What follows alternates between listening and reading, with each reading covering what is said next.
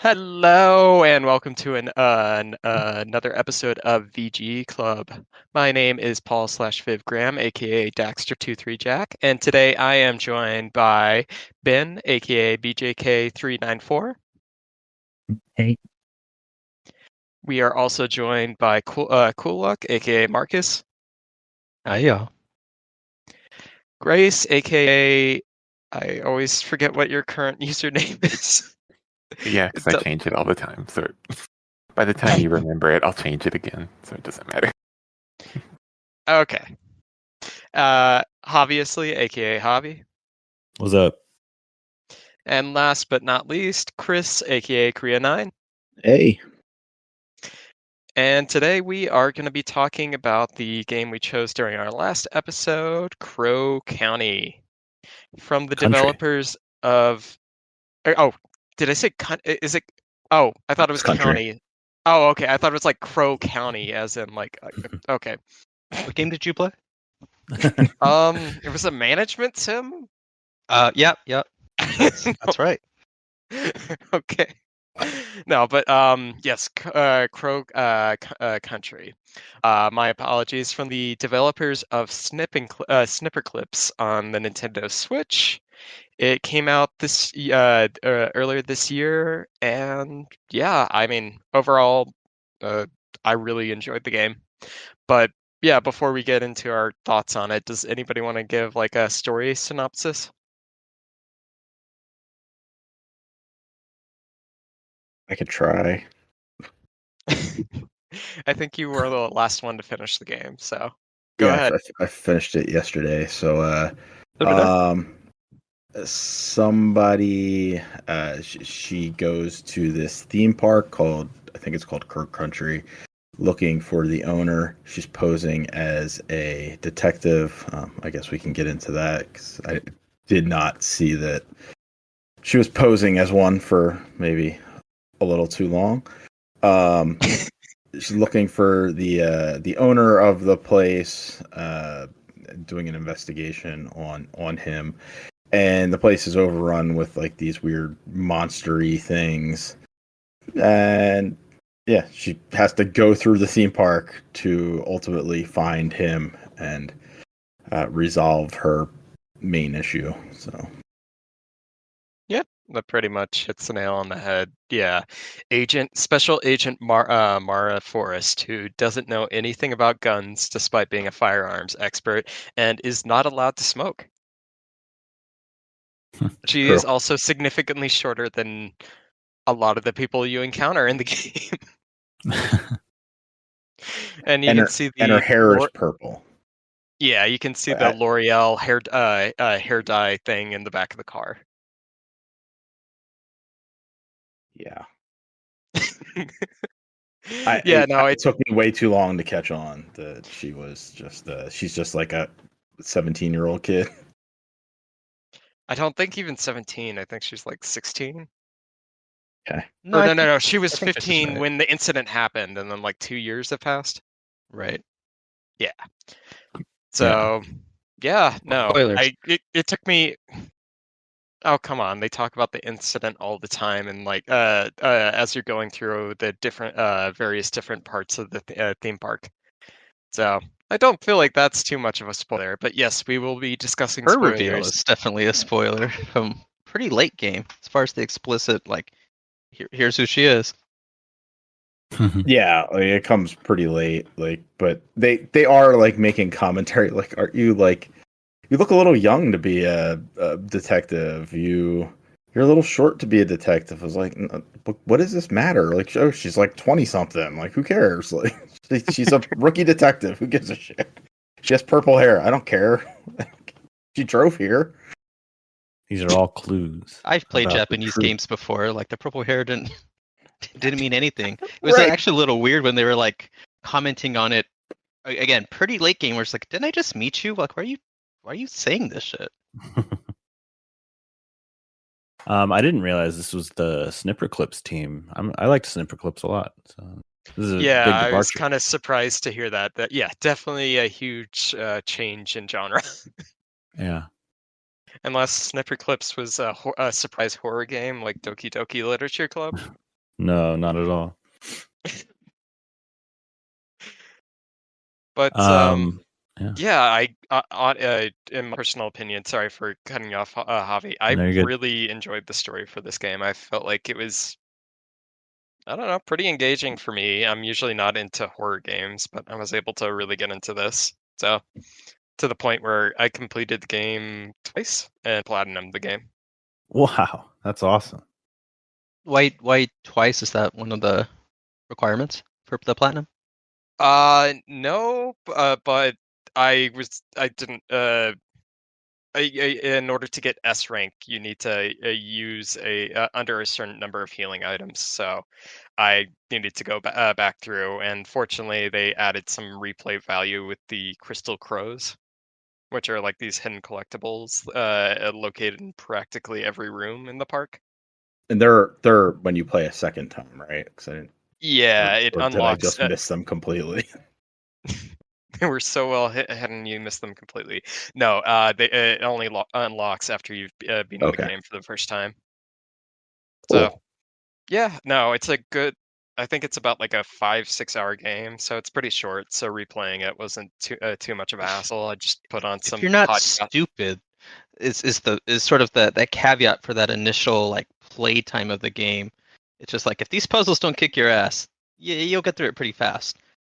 I did not get through it very fast. There Okay. are some Well, puzzles I mean, that like are what obtuse. we'll get to that. I mean, you didn't solve the mushroom puzzle on your first try. Mushroom puzzle. Which one's the mushroom puzzle? That's the I one mean, where you I have to, mean, like the that mushroom king, it. and you have to eat the Do, do you various do you need mushrooms. to do that, or is that's No, just but for a it secret? gets you a gun Yeah. upgrade. So I did it just to get that primarily, but you can still get an S rank while skipping that puzzle in particular, which is what I did for the second time around. I ate the good mushrooms, then nothing happened, so I left the room. Yeah, no, you figured out the puzzle, but you're supposed to poison yourself so you can make the mushroom monarch happy. If you eat all the mushrooms, you can talk to the mushroom king, and he gives you like a secret upgrade for, I think it's for your handgun. Yep. But how's that a puzzle you could figure out? Are there hints that like No. he just loves No. poisoning people? No, there's Just like a random thing. the quote unquote hints in the room are honestly kind of misleading. You've got like, what is it? One of the directors being like, please do not eat all the mushrooms. And it's just like, reverse psychology. I But they must say eat that all about the most of the things. Like most of those memos are just like, "Hey guys, this stuff can be dangerous. Like, just don't." Which it's like, yeah, that makes sense. In this like park where there's employees and stuff, it's like, yep, just like don't do the unsafe thing. So it's not. I don't know. I wouldn't have ever looked at that as like, yeah, okay, let me go eat all the mushrooms, especially the 3 they explicitly say are poisonous. And will harm you. Yeah, It well, I will mean, this harm you. park in general is an OSHA nightmare. I mean, it's like when you go into the what is it, the horror manor library thing. If you pick up the wrong book, granted they are very obviously labeled, but it like a literal spike goes through your head, and it's honestly a wonder that nobody got killed in this park prior to the incident. I don't. I remember that spike popping up at one point, but I didn't think it actually did any damage to me. I mean, granted, I was playing on the hardest setting, so maybe that had Oh, something to do with it. I was told if I wanted the true survival horror experience to play it on the they released it as a DLC after release, but it was the hardest difficulty level. So that's what I did for my first playthrough. oh, I Nice. played as the developers intended. Okay, good for you. Yeah. That's what I did on my second playthrough. Dax is just like, I go hardcore. I love that. I love how into it Dax got. It's really cool.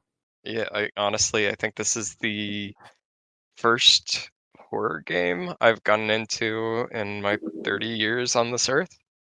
I think you should maybe experiment with the old Resident Evils or Silent Hills, because like what I love about Crow Country so much is that it really does distill like classic survival horror into like it has all the touch points, the puzzles, the enemies, and like the combat's not that important. It's I mean I think it's actually a little bit deeper than those games, like with you actually aim and there's actually like critical but like obviously this game is an homage to like PS1, like with the graphics. It looks looks like a Final Fantasy 7 kind of vibes. Oh yeah, definitely.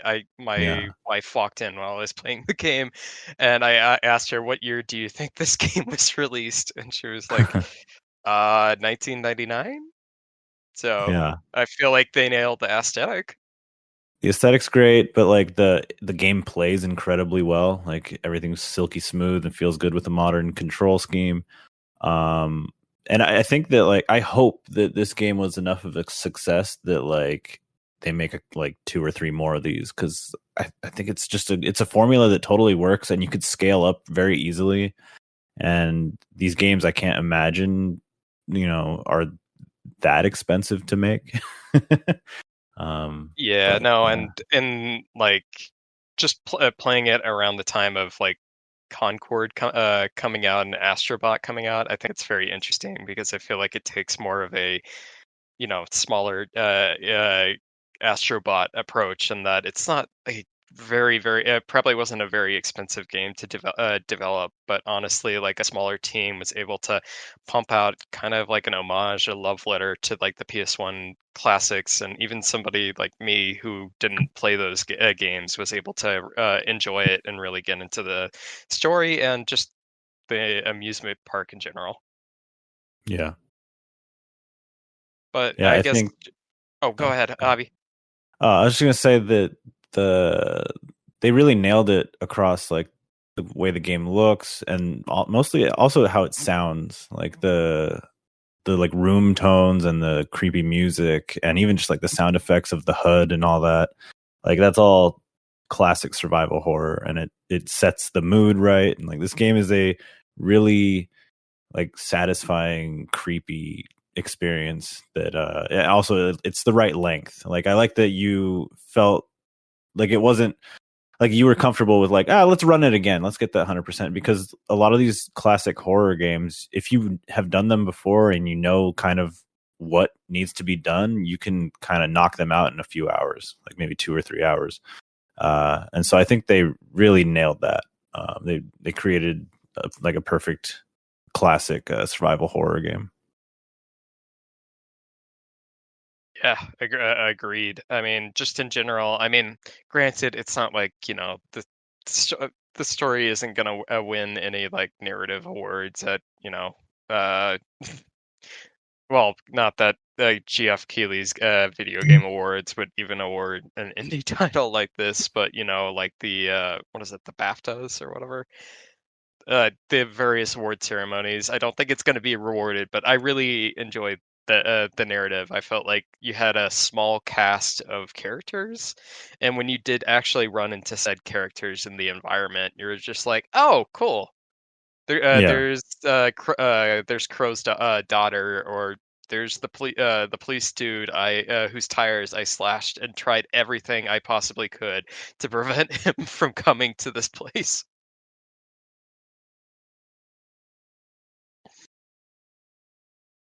But yeah, I mean, like, what did the rest of you y'all think about the narrative? I kind of enjoyed the twist at the end. Yeah, Yeah, that twist was good. yeah, What was that, Ben? Oh, go ahead. yeah, the twist was definitely something I didn't really see coming. I guess I figured this game would be some sort of like weird supernatural thing, but it was like some weird sci-fi thing. Like I guess as far as the twist is like people were coming through a teleporter and it was like messing them up, like in The Fly or something. I guess that's sort of what is creating all the monsters. Like that was a pretty clever twist on like a what they could have just done, like basic zombie or whatever. Yeah, I thought that was pretty cool. Yeah, I mean, the writing was literally on the wall throughout the entire game. They kept, just in blood 2106, 2106, and you'd find memos being like, that is none of our codes at all. So I feel like if I was smarter, I would have been able to put together the pieces a lot sooner. It's very original Resident Evil-ish in that, where in that game you had the zombie outbreak and like you don't really know what's going on, but then you find out like the whole underside of the mansion there is this big lab where they've been doing experiments on people and creatures, and kind of similar here where some nefarious shit's going on behind the scenes, and there's a scientific fictional reason for it. Yeah, almost every Resident Evil has like the setting where it's like a police station or a mansion or what have you, and then you go down and there's usually a lab underneath. Yeah. Yeah.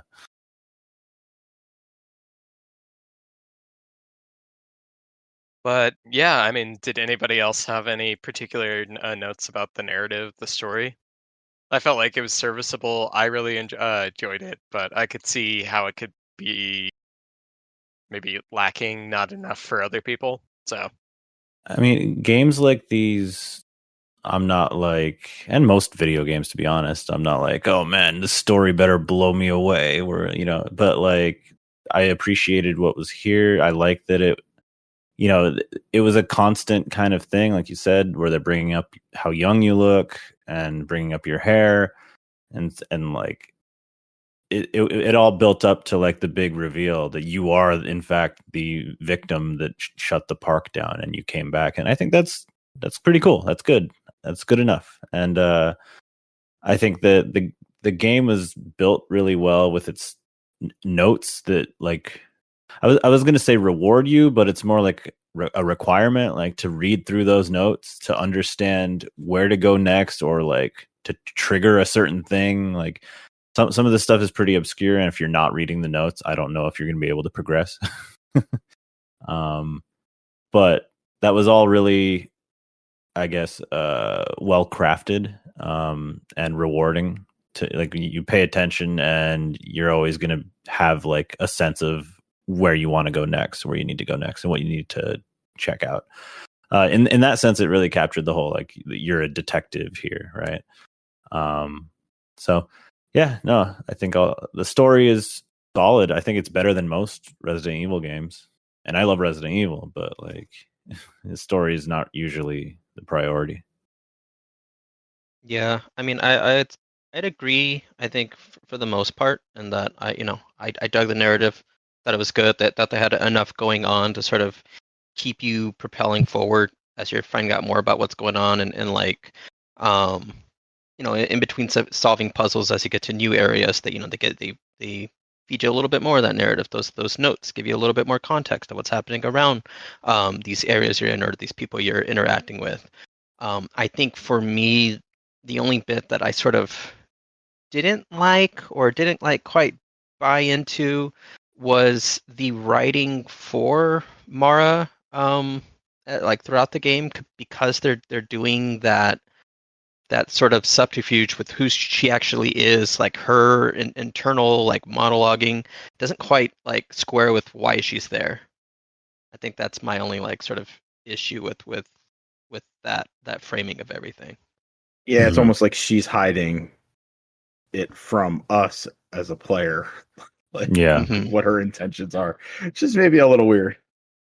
Yeah, but I feel like there's enough, like, there's a breadcrumb trail. Like, at the beginning, she's just like, if anybody asks, my name's Mara Forrest. She's, like, trying to get into the role. She's trying to, like, be like, okay, I can't give myself away. That's that sort of thing. But yeah, I think her writing is done partially to kind of mislead the player, but then there's also all sorts of hints, like, oh, I'm not allowed to smoke, or just stuff like that. I feel like they include enough to be like, oh, she's an unreliable narrator. Mm-hmm. Well, like, so it was right. Like those bits were just so in conflict with each other that I honestly thought it was going to go more of a Silent Hill route of like there was something, sort of like what Ben was talking about, like there's something a little bit more supernatural going on, and maybe you yourself as the protagonist, like yes, you aren't who you're purporting yourself to be, but in a more like this is a hell sort of way, or you're like not there anymore sort of way, or something's off. You've already gone through this portal, like you've already changed more than just getting infected with this bacteria. Like I thought there'd be a little, I guess, just a little bit more in that realm for to really sort of explain like that disconnect of why it seems like they're presenting you as somebody else entirely. Okay. Yeah, I think I get where you're coming from there. I guess I don't know. I as somebody who never played the Silent Hill games, maybe that I'm kind of glad they just went in kind of a different direction on that front because I mean Silent Hill is really interesting, but yeah, I mean I get where you're coming from, Marcus, but I kind of like the sci-fi direction they ended up going in. Maybe next time they'll, if they do another one of these kind of games, they could be more supernatural. I'm not really like, I don't really prefer one or the other. I think that the more supernatural stuff can, I guess, be more, or is usually more cerebral and kind of like, uh, about like the emotions or the character and that kind of thing. Which I understand that's usually more effective for the story side. But like I said, as a big Resident Evil fan, like that's all just science gone wrong all day. There's not really a lot of supernatural going on. It's still fun either way. Yeah, exactly. Like I like either, but I don't necessarily. I wouldn't ding one for not having the other, I guess is what I'm saying. But Grace, yeah, what did you think about the story?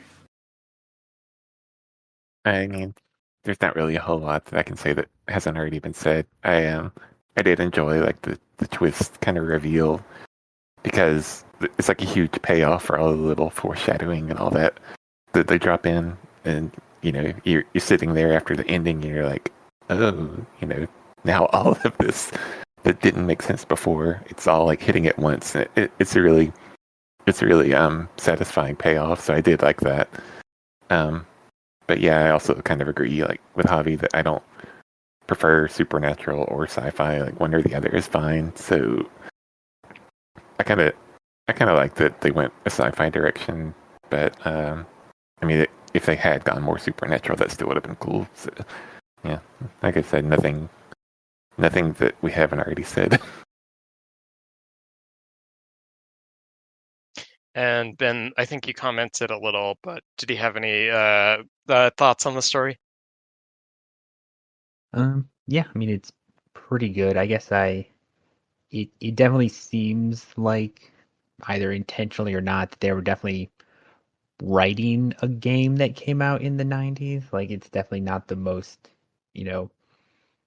quippy or well written thing, like not something that you would expect in a lot of modern stuff. It definitely seems like they kept it simple, like probably on purpose, just to make it seem like it's a game, a game from the 90s, because that's what most 90 games were, just pretty simple and not very complex stories. So I think that a lot of the, simplicity and kind of the writing and all that stuff is intentional on their part as well.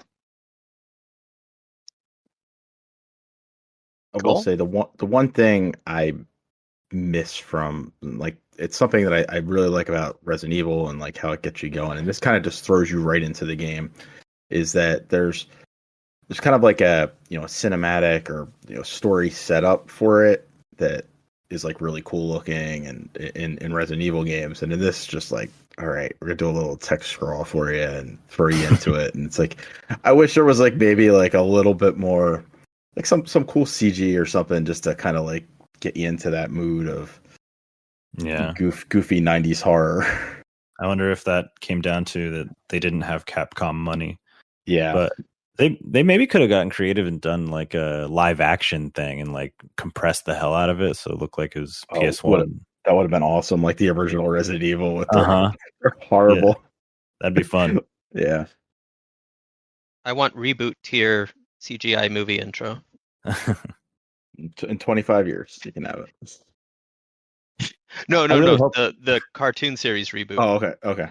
Oh, Yeah, I'll do that. Yeah. That would be good. That would have been a really good kind of pairing here. I hope this game was a hit for them. Oh God, that show. Oh my God. Sorry, I'm looking up screenshots. I forgot how bad it looked. Yeah. To be fair, back in the day, I feel like our blinders up the quality a bit. We bought into it a little bit more. We had never seen anything like that, so it was super cool. Yeah. I was into Beast Wars, which looked just as bad. I was Yeah, I was gonna. In my mind, it's even better. It gives off the the Canadian Donkey Kong show they made. Yes. Oh God, yeah. But yeah, no, that's the story / narrative. What did you folks think about the gameplay? I thought Well, it was great, right? Like the puzzle side I thought was great. And I think it's like this in a lot of those games. I mean, we saw it even too when we played the RE2 remake of like, yeah, the enemies are just sort of fucking in the way. They're an annoyance most of the time. They're used to make going between the puzzles like not just jaunting back and forth. And then if you get caught with them in like a tight hallway, it's about the resource management of your bullets of like, do I want to deal with this thing now or just try and like get a hit, stun, and then like run around? Like, you sort of have to gauge how well you are at doing these things and what your situation is. I will say, and I know Javi, you mentioned a little bit about this before with the aiming. I suck shit at like aiming in this. It would take me so long to like orient my gun that it felt like a liability more than anything. Yeah, and I felt that way too, but I almost feel like that's by design. Like it actually makes combat a little bit clunkier and riskier, which makes things a little bit less. You feel less empowered, which is a good thing. But I do think though, like it makes the combat more complex and more engaging than because like in other survival horror games, especially with tank controls, like you hit the aim button, you automatically snap to the enemy and you just start firing. This one's very more like you really got to line up your shot, and when the second you fire, they're gonna get aggroed and start coming at you. So you better get those headshots, or whatever their weak point is. So I don't know, and I love you have a dedicated button to reload. You have a dedicated button to throw like a grenade, like while you're aiming. Like all that stuff is like a really nice touch to like build upon like how this works. And to quickly change your weapon too. Right. Just be able to like quickly move to like your shotgun or your magnum or your flamethrower was like really nice. Yeah, all that stuff like felt like that was the modern touch kind of peeking in on such a throwback game. And I love that. I think that's really cool. Yeah, so gameplay wise, I think this game's pretty much perfect. Like in the terms of the scope that they're going for, I don't know how they could have nailed it any harder. I think it's great. Yeah, as far as like the puzzle design, I haven't played a lot of these, old school Resident Evils, but it's so funny how this game and those things are basically built like point and click adventure games. Like it's basically all you're really doing is like it's all just inventory puzzles. It's like collecting stuff, finding the things you interact with, and just solving that. Like, and then occasionally fighting some enemy on your way to the next puzzle. Like, I guess that's what I really like about this game, because I didn't really play a lot of these old school horror games back in the day, but I played a ton of point and click stuff.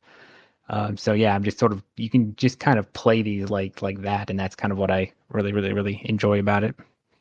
Yeah, I mean, again, like with Dax, I think if you enjoyed this might be your entry point to like give those old games a shot, like with that in mind. Because yeah, like they have all that, and enemies are really just kind of, to make the decision of how to properly use your resources. But like that's why, like when Resident Evil like started really going into the action direction, I missed those puzzles, man. I missed like collecting a key item and remembering that there was a room that had something that I didn't understand yet, and I have to like make my way back there, or like really tough puzzles. Silent Hill especially has like, you'll see like a lockbox with a like 3-page poem, and each page has like very important information about how to solve what's in front of you, and you have to just like pore over it and really kind of try to figure it out.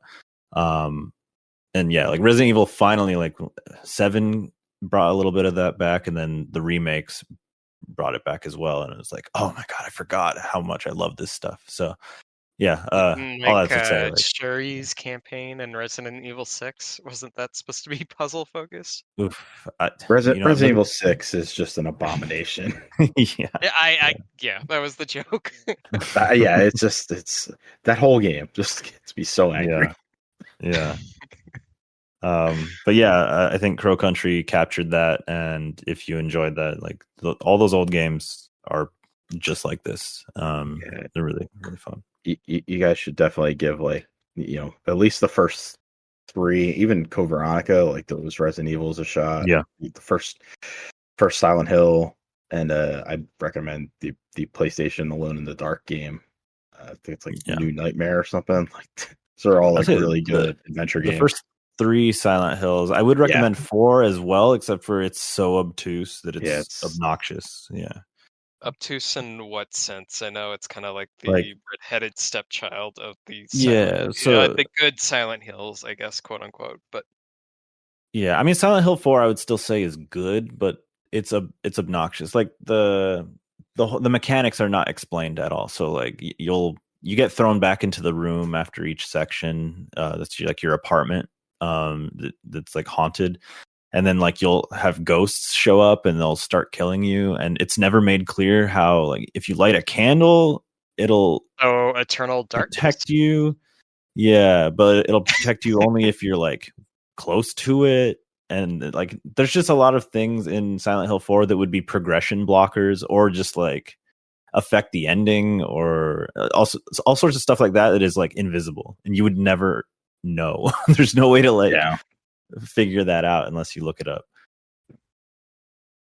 So I guess we've talked a lot, on the subject of puzzles. We kind of touched on the mushroom puzzle, and I think most people can agree that is poorly explained at the very least. But what do you folks think about the rest of the puzzles? I felt like for the most part, I enjoyed the rest of the puzzles.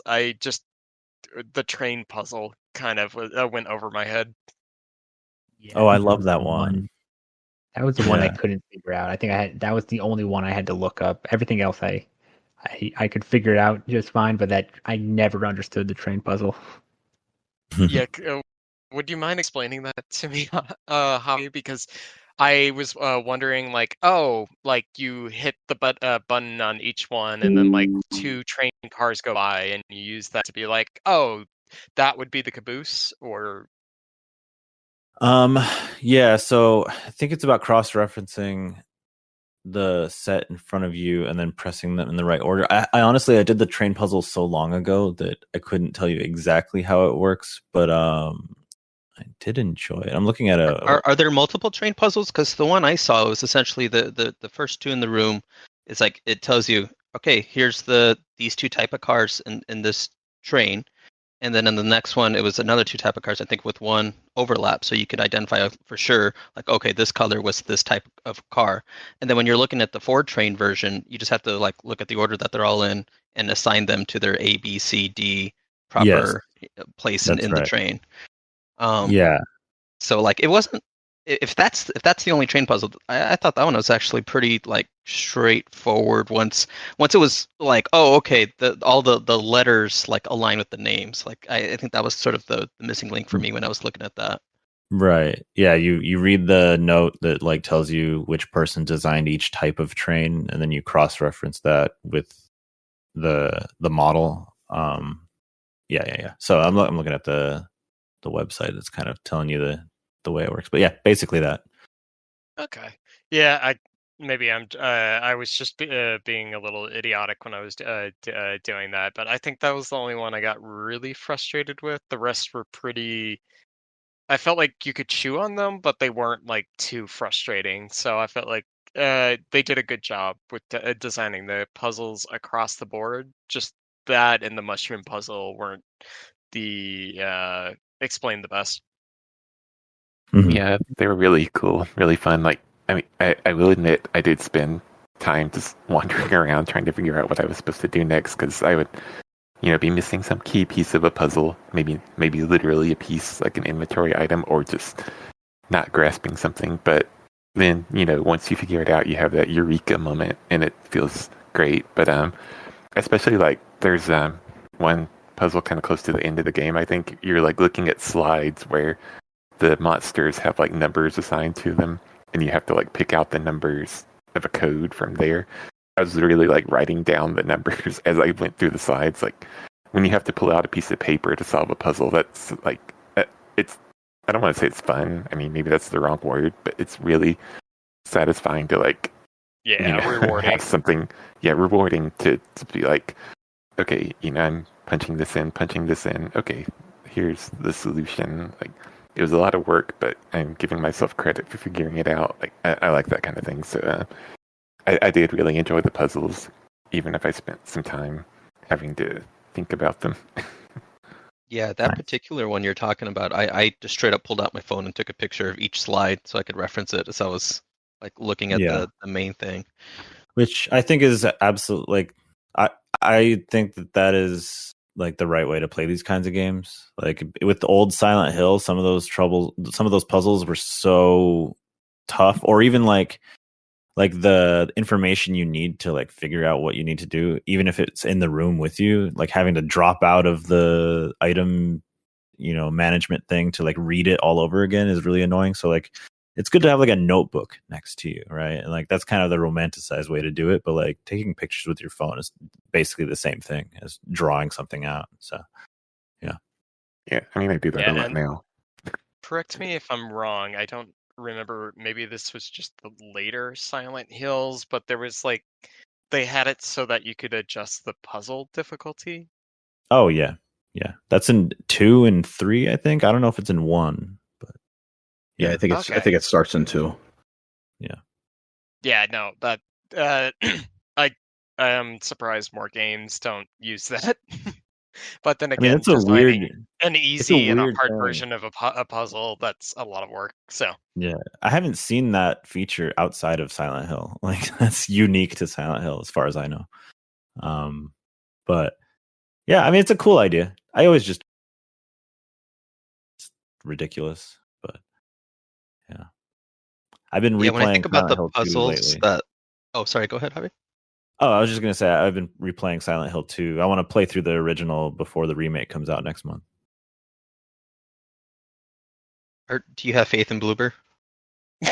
I I'm aware of Bloober's shortcomings. I played a lot of their games, but I feel like they know that this is important. So I'm kind of rooting for them. They're like the underdogs, and I don't know. I think it's going to be fine. I think the game at minimum is going to be fine. It might surprise us. I don't envy them. I feel like that's a bad position to be in, remaking one of the most beloved games of all time. And honestly, going back and playing the original right now, people put it on a pedestal, and it's great. It's great. It's a great game. I think it's great, but I don't think even under the best of circumstances, even if it's incredibly faithful, I think whoever remakes this is going to not get the grace that maybe they should when looking at the source material. And it's like, well, if you recreate this exactly as it is, people will be mad. So you're kind of damned either way. Gotcha. And so with that said, Grace, will you be buying the game? I Will mean, you be giving them grace? I don't know. What I've seen hasn't instilled a lot of faith, but I mean, I'm open to it. I haven't played this original game in a long time, so I should probably do that first at some point. But yeah, like I'm just kind of like I'm ambivalent to it. I'm gonna see what happens. Mm-hmm. I figured you'd be a day one purchaser. I mean, you are the girl who bought, what was it, DC Superhero Girls day one. I don't know what that has to do with it, but Yeah. You I'm just just buy every saying. game, right? I, well, Yeah. I do buy a lot of games day one, yes. But I guess probably the $70 price point doesn't help, but also just kind of like I need to Yeah. see how this shakes out before I make I a mean, that's decision. fair. So. I wouldn't expect anybody to be like, yes, I'm buying that on day one, unless you're like a diehard Silent Hill or survival horror fan. Like, it would be strange to, especially knowing that like Bloober Team is inconsistent. Yeah, to say the least. that's the other thing. Like, I do love Resident Evil, Silent Hill, like pretty much any. I don't want to say any survival horror. I haven't played some of them, but I haven't played like I can't think of any other games that I've played. So I don't even know like what the deal is, like why people don't like them. So that's kind of the other thing. It's like I know people don't like them, but I don't know why. So I kind of wanted to see what they can do like on their own merit. I'm not going to judge them like prematurely just because they're Bloober Team. Yeah. I know a lot of people have problems with the medium, in particular, kind of how they wrap that game up. A lot of victim blaming stuff. No, I think that game has a lot more issues than that one narrative churn near the end. It's mediocre. It has a low ceiling throughout the whole Yeah. thing. That's the problem I have with Bloober Team. Not any sort of narrative choices they're making, especially when it comes to a remake. I don't expect them to screw with the story of Silent Hill 2. I expect them to not deliver on the gameplay to gameplay moments. And that's what's interesting to me, though, because Silent Hill 2's gameplay, the original's gameplay, is not good. It never was, and so, I mean, it is what it is. It's a classic survival horror game. Good But- enough. Yeah, and so when that is the concern for this remake, it feels like the the bar they have to clear is almost unfair. But they kind of did this to themselves because they're trying to match it to RE2 remake, and that's a tall order because they're not Capcom. But I don't know. We'll see. I think it'll be fine. I think it's gonna be fine. Yeah, I personally like Silent Hill 3 better. So it's kind of like the whole thing about Silent Hill 2 is just like I love it, I enjoy it, but like I like 3 better. So then you're looking like, oh, you like Silent Hill 2. Are you excited for the remake? I'm like, well, yeah, I like it, and I probably might like the remake, but it's not my favorite Silent Hill game. Well, and the unfortunate reality is, like, if you want to see Silent Hill 3 remake, this thing needs to succeed. Yeah, that too. But it's almost I would say it's like guaranteed. If this game sells well, we're getting a 3 remake for sure. They get a 1 remake. Like, That's could I the get tricky that? thing. That's what I'd Well, like. you already got that. Shattered- It was Homecoming, right? Or no, No, you're right. Shattered Shattered Memories. Memories. Yeah, Shattered Memories, but it's not really the same. Yeah, it's more of like a what would you call it? Like a reinterpretation. Yeah. kinda. Yeah, and it's not great. I mean, it's got some interesting stuff. Interesting, like the psychology, the like reacting to the way you play or what you look at. I think that stuff's really neat, very cool. But the game itself is kind of like, I don't like that there's no combat whatsoever. Yeah. Like you just run away. But yeah, I don't know. Silent Hill 1, the original, is my favorite, so I would love an Same. actual full-blown remake. Nice. The opening of that game where I think you like die in an alley, Yeah. and the I babies. I did that like 5 times in a row. Just kept shutting the PlayStation off. Oh no. Like, I can do it. Like, it's like, the internet wasn't as ubiquitous. Like, you did not have, you could not go on YouTube immediately and just be like, "What the fuck am I doing wrong?" There was no YouTube. Yeah, like Right. it wasn't there. So, and like GameFAQs might have existed. It was at like 90, 99. Were you like, I don't even want to see the game over Yeah, I screen. just like kept hitting reset, like just like because it's like the PlayStation took a while to load, so it was like I'll just reboot it to get the whole thing going. And like finally, we just kind of let it sit at one point, and it was like, oh, we're idiots. Like, I played the original like after 2 and 3. I played it on my PSP Go. Yeah, my PSP Go. I would have my headphones in and I would just play it in bed in pitch black, and it was so immersive, man. Awesome. Just like, oh yeah, I was so into it. I loved it. but Crow Country. Yes, Crow Country. I will say in that game, the puzzles, there were two puzzles that gave me that like took too long for me. The first was the cemetery, where you gotta face them the right way. Yep. I swore I like what that eventual solution was. I was like, yeah, I did that. That was like one of the 40 setups that I tried. So that was a little bit longer than I would have liked. And then the other one was the ferry with the gold key.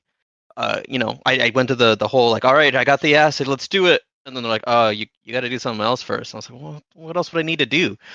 I like used the flamethrower on her, thinking like, okay, it's a wooden fairy flamethrower. There we go. I had no idea that it's like, well, what if you just pull your gun out and shoot her in the head? I did try no. that.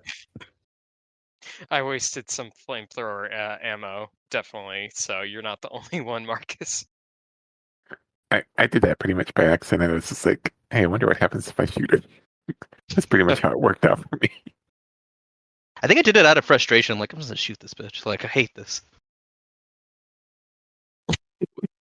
So I don't think I thought I did the acid properly, but I clearly did not. And so then I like used the flamethrower on it, and I must have had enough fuel that it like burned it off. Like, so yeah, I think there's like multiple ways of solving that puzzle. We all Yeah, came to a different way. I think you don't need the acid at all, as long as you get the flamethrower from the train puzzle. Mm-hmm. So yeah, you don't even need to go into the underground lab slash mining area to get the corrosive acid if you don't want to. You sure about that? Because when you destroy your head, it has that like protective coating around the key. I thought Yeah, that's it's what the resin. acid dissolves. Yeah, Yeah, and I've seen the flamethrower does that too. I melted it off. Yeah. Oh shit. Okay. Well, damn. Yeah, but the thing is, like, with me, I was stupid and I was just, I forgot to shoot off her head first, so it wasn't working. Well, like the game tells you to like, okay, here's the order of everything. I'm like, okay, cool. I got the acid to get the key. So I just assumed the acid was like a prerequisite since it was in that list of like, here's the actions you have to take. Yeah, and there's like one photo of like, oh, they hid the gold key in the fairy statue, so maybe that was supposed to be your clue to be like, oh, you need to take off the head somehow. I do love that it's like that's just like a classic Resident Evil puzzle. Like it's so dumb, makes zero sense. Like why would you hide the gold key in amber under a fairy head in a Yeah. but like you just unpeel all the weird layers and there it is.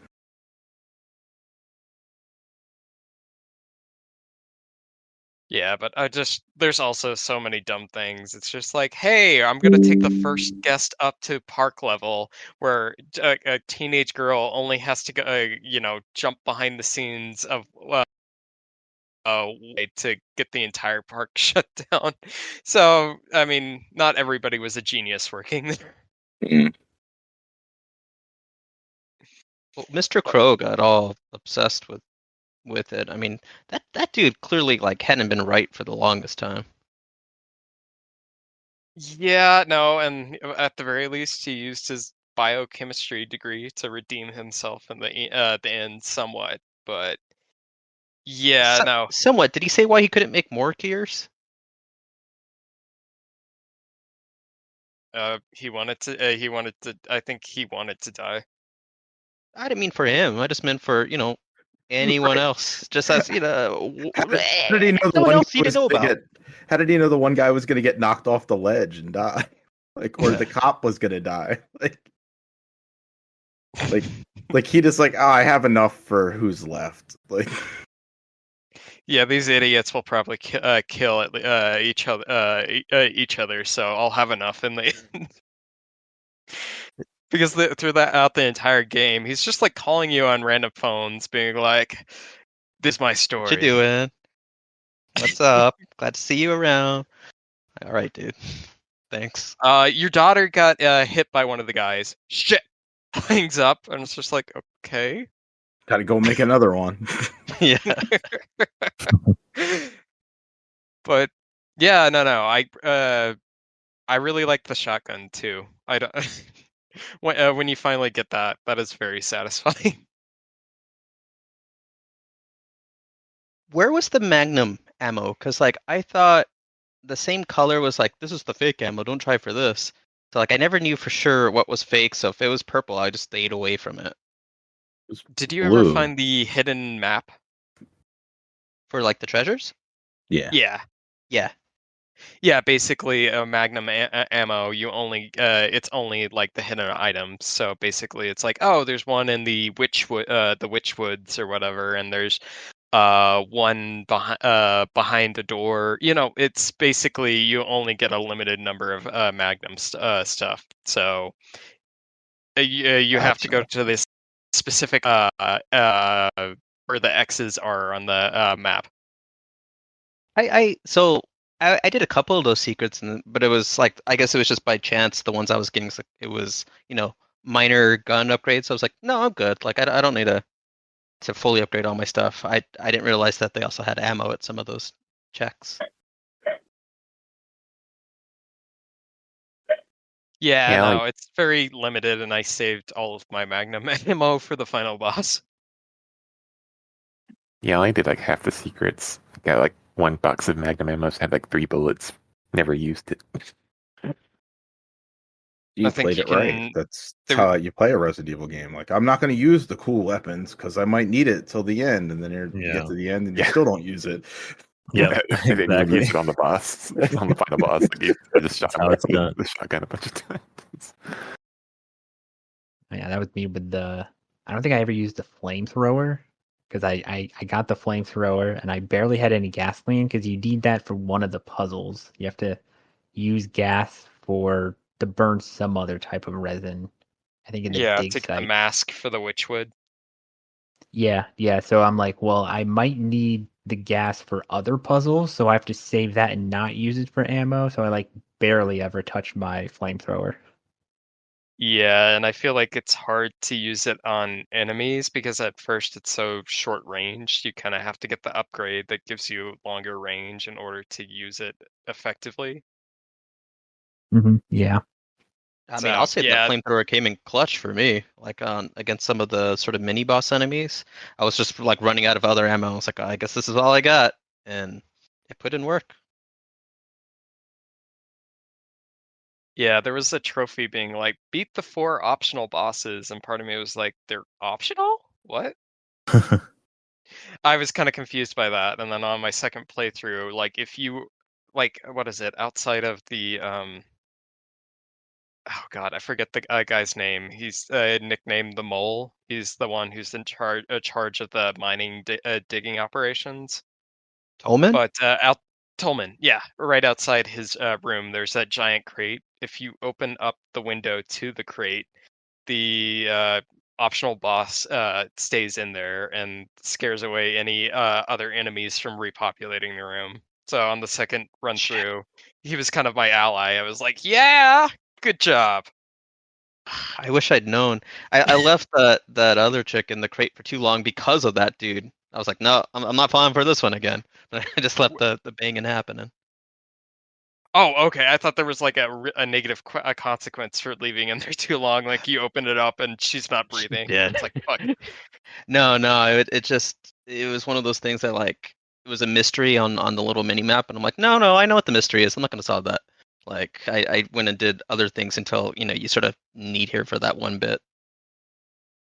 Oh, speaking of that, uh, I there was a couple of like quote unquote choices. Like, oh, you could tell the cop where you saw Crow's daughter. I'm guessing those were like false choices that act anything at all.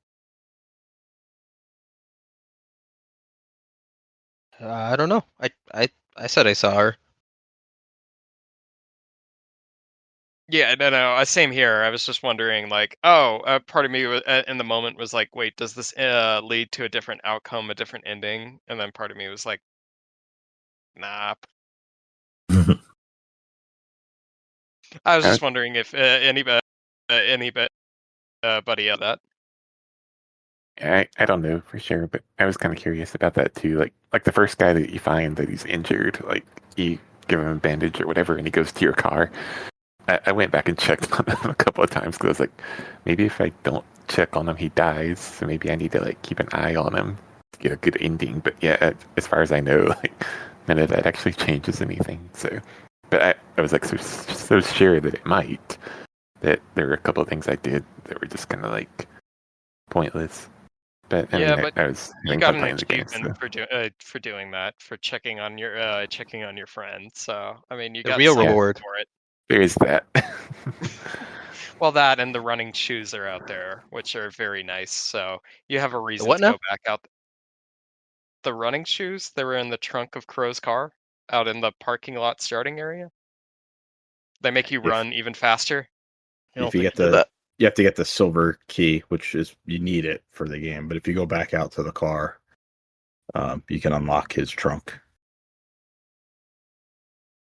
Well, okay. Yeah, it Ending makes running one away from enemies a lot easier. would have made this a little quicker. Yeah, that's one of those things. Like when I first started the game, I was investigating, everything in the starting area.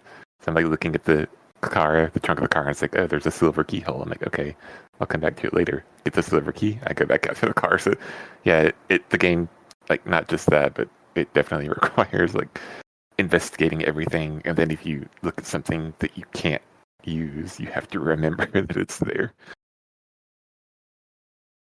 Yeah, I do wish and maybe I missed it, but like in Resident Evil, when like you pull up the map, it'll show you like, oh, you tried this door and it's locked.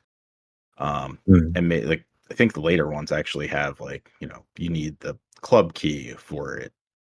It would have been nice if you had that instead. It's just like here's your map and piece it Yeah. together as you get more to the map, which is fine. Like that's like really old school how it was done. It just with all the other nice touches that the game has to make it playable for like modern audiences, like the Yeah. snapping to your enemy and it would have been nice if it could add like, hey, like you were here and this thing is locked.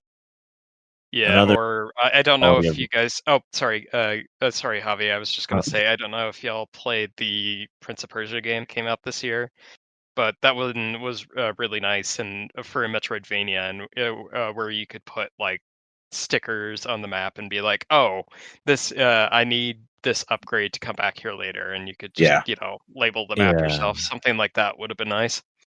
Yeah, I love when it lets you mark up the map yourself to like take your own notes. There's a survival horror like classic it's like a Silent Hill throwback that's in VR called Organ Quarter. And what I love about that game is basically it has the map just like Silent Hill. You have to pull it out and actually like you can look at it while you're walking around, but there's nothing on the map that's moving or updating while you're playing at all. It's just the map as it is. But what you do is like once you get your bearings and you understand kind of where you are, you walk up to different doors and you try to open them. And if they're locked, you can pull up the map and you have little stamps and you have a couple of different icons you can pick. And you stamp it. You actually stamp it on the map, and you're actively marking it up. Like, That's cool. for yourself, and that little change is huge. It really makes the game so much more immersive, and you're so much more like hyper aware of where you're standing, in relation to the map. I think that's a huge thing. I love when games do that. Yeah, I mean That is super cool. I will never play that game. Horror in VR? No, thank you. Yeah. I just can't. A fun little thing, the save points in that game are like a fleshy television that you have to like stick your head into to save Awesome. the game. Nope. Awesome. Yeah. Fun. Ugh. Persona 4. No. But yeah, no, I think we've talked a lot about the gameplay, and I think Kavi touched on this earlier, but what did you guys think about the music and sound design for the game? There's like some pickup sound somewhere. I hated that sound. I wish I could have turned it off. It was like grating to me. Hmm. I didn't even notice that, but different people, different strokes. Yeah. But yeah, I still have the freaking amusement park theme stuck in my head, like even now. So I mean, I feel like there's a lot of catchy sounds, and then I feel like it does a good job of setting the mood. So even if we don't talk about it for long, I just wanted to give props for that because I felt like they did a really good job. Yeah. Yeah, I've found, more and more, and I mentioned this when we played Killer 7, that like the soundscapes of different video games like matter so much to me. Like just it really sets the whole tone. And I think for what Crow Country was going for, like it's very effective. I think they did a great job.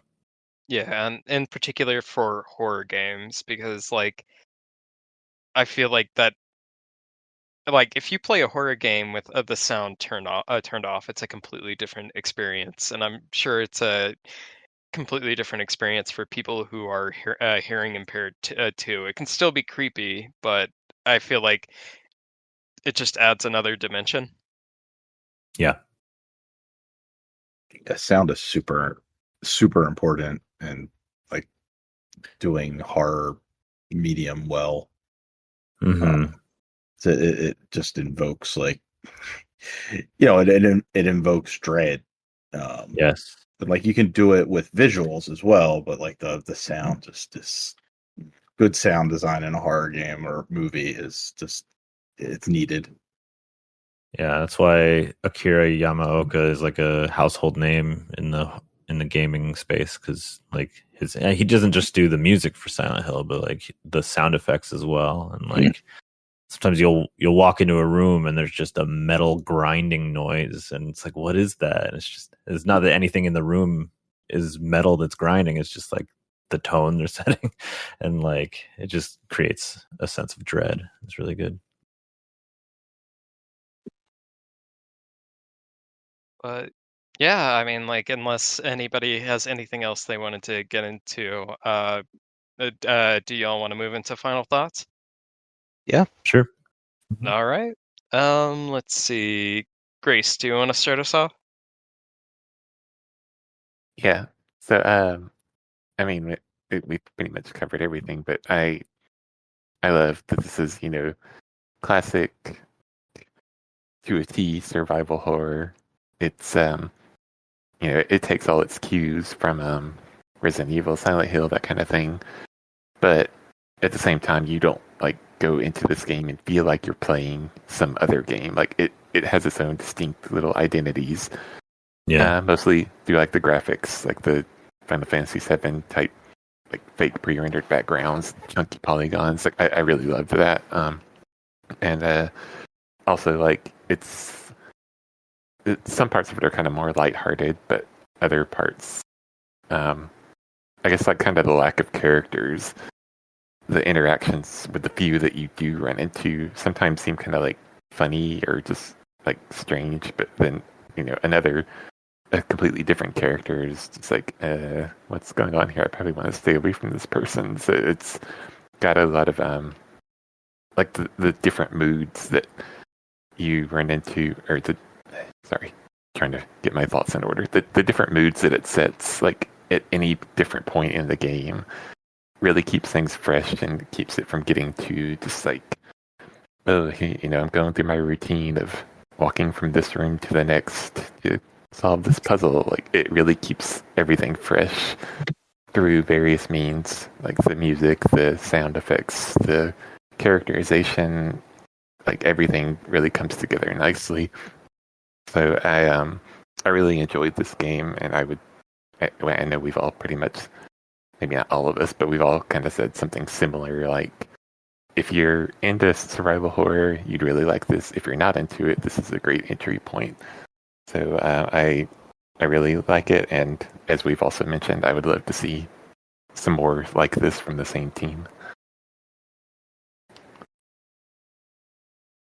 Agreed. And I can imagine this a game showing up on like Game Pass or what is it, PlayStation Plus's game catalog at some point. So even if you don't want to buy it at full price, even though I would say it's worth it, I feel like once it pops up on one of those services, a lot more people are going to give it a shot. I hope so. It All deserves right. it. What about you, Marcus? Well, I paid full price for it, like a chump. And I think it was worth Didn't it. get the $2 discount. No, I didn't. Like, so now I'm one less McDonald's like drink because of that. Oh no. Yeah. How will I survive? But it's just sort of echoing everything that's already been said so far. I think it's a really well put together game. The way the puzzles interact and just sort of like they very early on are giving you signposts of like, okay, this is what you're going to do. Like you start to create that idea in your mind of like, this is the path to figuring this out. I got to do this, to do this, to do that. That's going to be important later. Like all of that, it's rewarding for the player that pays attention to their surroundings. Clearly, I didn't pay enough attention to my surroundings. I just checked my finish time in this was about 7.5 hours of like actual playing the game, which is longer than the time to beat. But regardless of that, I think that the length of the game is great. It doesn't overstay its welcome like at all. I it's one of those rare games where it's like, yeah, give me more like in this style. I think that the narrative that they set up is something that I'd welcome as a sequel in it. It doesn't even have to be just like, well, yeah, I just want the devs to make another one, like something similar to this. Like, no, just make it Crow Country 2. Like those crows that were eating the infected bodies, maybe they get out and they do some nonsense and like start some problems. Like I don't know. I just think that they put together something special. I think they really understood. Well, they understood the assignment, but like they did, they knew exactly what they were trying to make, and they executed on it. Do I want to see the next one in the same style? If it helps it, like like you were mentioning earlier, Dax, like if it helps the budget for this game like make sense and like that's where the economics of it all like evens out, I'm down for it. Like I don't think that the visuals took away from the experience at all. Like they still, because of the soundscape, because of just sort of the actual gameplay mechanics, like their points delivered to the player, and it comes across just fine. So yeah, great game. Probably the best one we'll play this year for Game Club. Nice. Yeah, and Marcus, I have some bad news for you. They shut down Marvel, already. No. Marvel, Oh. Marvin Trumbull at the end of the game when he's going all lone gunman on everything in the park, he killed all of the crows. Oh really? The Yeah, surviving no, crows? the surviving crows. Yeah, I saw their dead bodies, and I was just like, oh my god, he even went after them. Yeah, but like that. One could have got That's- away. Right, exactly. These fuckers fly. Like, they can easily explain that away. I know. I just I saw that and I was just like, damn, he even going after the crows. The guy is very angry. But yeah, I guess just in general, like I said earlier, I'm not into survival horror stuff, but despite that, this was a good entry point for me. I really enjoyed the characters, the setting in general. I think what Marcus said about it being the right length is probably right, but I don't think part of me would have been unhappy if like what is it? They got a construction area for like the future or the Tomorrowland analog. Honestly, if they had something going on at the north point of the map, I wouldn't have objected at all. But otherwise, I feel like really a really good game, and the modern touches to made it a lot more approachable for somebody like me. So yeah. What about you, Hobby? Kind of just echoing what y'all have already said. This game is like the scope was correct, and you can feel it. Like this is exactly what they were aiming for, and they kind of nailed it. Yeah, it's just very well made, polished. It's effective at what it's trying to do, and I'm happy that you know. So the tough thing about when you're recommending these classic survival horror games is like you got to warn people like there's tank controls. It's gonna kind of feel like crap, and don't get frustrated by that. And then like the enemies can just kill you pretty easily if you don't take them out, but also save your ammo and this and that. And I think that this game navigates that well enough to where like maybe you don't need to warn people about those caveats. There is no tank controls. The combat is like pretty self-explanatory and effective. There's enough save points, and it's clear that actually I'm not sure. I never died. No, I did die. Never mind. Yes, so it does function like those classic games where like if you die and you haven't saved, you're screwed. Right? You have to start over from scratch. Right? So like saving is very important, which is not. Yeah. Like modern games don't do that. Modern games like there's a checkpoint pretty close by, like 10 minutes ago or whatever. But so like I do appreciate that it kept that, like, because that was what made those old horror games scary. It's like the potential loss of progress if you haven't been saving. So yeah, no, I think Crow Country is really great. I would recommend it to anybody, and I'm very happy to see that that it resonated with so many of you. I think that's really exciting. So yeah, go check it out. There are actually tank controls in this game, Hobby. Like you can switch between tank controls and analog controls on the fly. You just have to use the D-pad. It even gives you like an option to back up when you're like shooting an enemy. Okay. Well, yeah. So when you're not using tank controls, I think Y defaults to the backup button. Okay, I thought that was exclusive to the tank controls stuff, but regardless, I just wanted to point that out. And Gotcha. yeah, Chris, cap us off. Yeah, I mean, not much more to say than what you guys said. It's a really fun game, nice like throwback to early PlayStation survival horror. I think as Ben said, like it builds on adventure game Bones and adds a little bit of action to it. So it's it's a great mix of that. A great entry point for survival horror for those that haven't tried it before and want to get into it. The setting's really cool, like just being in an amusement park. I'm with you, Dax. Like if they would have added in that like future area, I would have been perfectly happy with that too, because they like realized it really well throughout the rest of it. So, yeah, great game, good fun time. Scratches the itch. Cool. And with that, that is our episode on Crow County. And I believe for this next episode, Ben will be choosing our game. Mm-hmm. Crow Yeah. So oh God, I keep screwing up the name. Thank you. Crow County. I thought it was like Crow County, Georgia. Like that was the name of a county in Georgia. Like I don't know. If it's any It's the name of the consolation, I theme kept park. mixing them up too. I kept wanting to call it county, so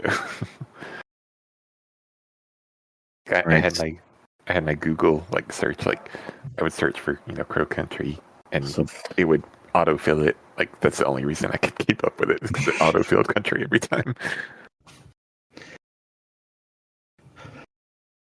All right, Ben's typing them into the chat. Dax, you gonna read them off for us? Yeah, sure. So it looks like we've got a platformer theme going on, with our first title being Penny's Big Breakaway. Second title being Sly Cooper and the Thievius Raccoonus. Then we've got Ape Escape, Solar Ash, and last but not least, Pumpkin Jack. Yeah, in honor of I'm like Googling some of these. Astrobot just coming out. Yeah, in honor of Dude, Astrobot just coming out. Astrobot is so good. So yeah. much fun. Everybody play Astrobot right now. Support them. Buy it twice.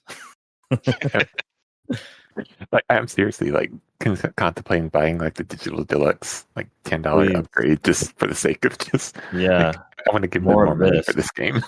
more Astrobot, please. When it's a $60 game, right? So like if you give them the extra 10, you're just going up to the 70 that a normal game costs now. Pretty much, Exactly. yeah.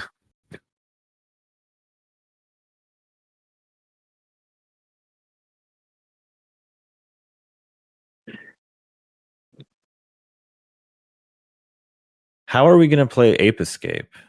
Is that on PSN? It's on PS5. I don't know if you can play it on PS4 or not. Oh, I have a PS5. That's fine. Yeah, I think both Sly and Ape Escape are on PS5 now. You can get them on PSN. Cool. So it looks like Solar Ash is our winner, unless anybody wants to make any last minute. Oh, look, Oh, the just person who wait, put so I get the chance. cash. Is that the Is that a Cash cash money. emoji? Yeah. Yeah, Well, Penny's Penny. Big Breakaway. Like it looks like it won't win, but that is a very good game that I would recommend. Pumpkin Jack is also a ton of fun. I liked Pumpkin Jack. I played it at launch, and then it was pretty buggy at launch, and I could not beat the final boss. I fell through Ooh. the floor, and then the game saved with me in that pit, and I couldn't load up the game anymore. It was just Oh, stuck in no. the pit. Yeah. Ouch. Yeah, no. When I played it a couple of months after launch, it was pretty stable. So Yeah, I'm sure it's much better now. It's been a few years. Where can I play Solar Ash? Mostly because I don't know what It's the on game everything. is. yeah, I Yeah. think it's on Game Pass. Let me check. It's the Hyperlight Drifter team. I think Okay. it's everywhere.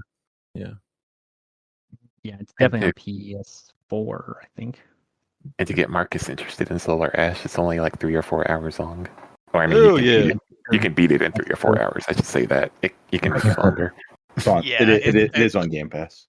Yeah, so it's pretty available. So it looks like our next month will be Solar Ash. I actually don't know what type of game it is. I'm gonna guess it's got platformer elements, but Yeah. yeah. Yeah, it's a 3D platformer, pretty much. Yeah. Oh, It's a sweet. platformer, but you're like skating kind of. Like, you're not really skating, but you're moving like that. You're like running super fast. It's cool. Gotta Beautiful go game. fast. I Sounds love familiar. it. It's awesome. Yeah. I'm really happy that we're playing it. Yeah. I'm gonna put Yeah, that on my I've Steam been- Deck. This, I mean.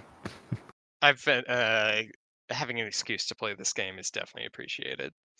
But yeah, so we will return in a couple of weeks with talking about Solar Ash. But for now, Dex that is is very ambitious. a couple. See you guys weeks. tomorrow. I'm gonna finish it. Okay, do you want me to say 2 months? I mean, a couple months might be a stretch, but maybe we'll see in middle We'll October, see. end of October. Yeah. Okay. Well, regardless, regardless of how long it takes us to get together to record again, we are playing Solar Ash. Thank you, Chris. Thank you, Marcus. Thank you, Grace. Thank you, Javi, and thank you, Ben. This has been another episode of VG You're Club. welcome. Thank you, y'all, for listening, and I hope y'all have a wonderful day. Bye. Bye.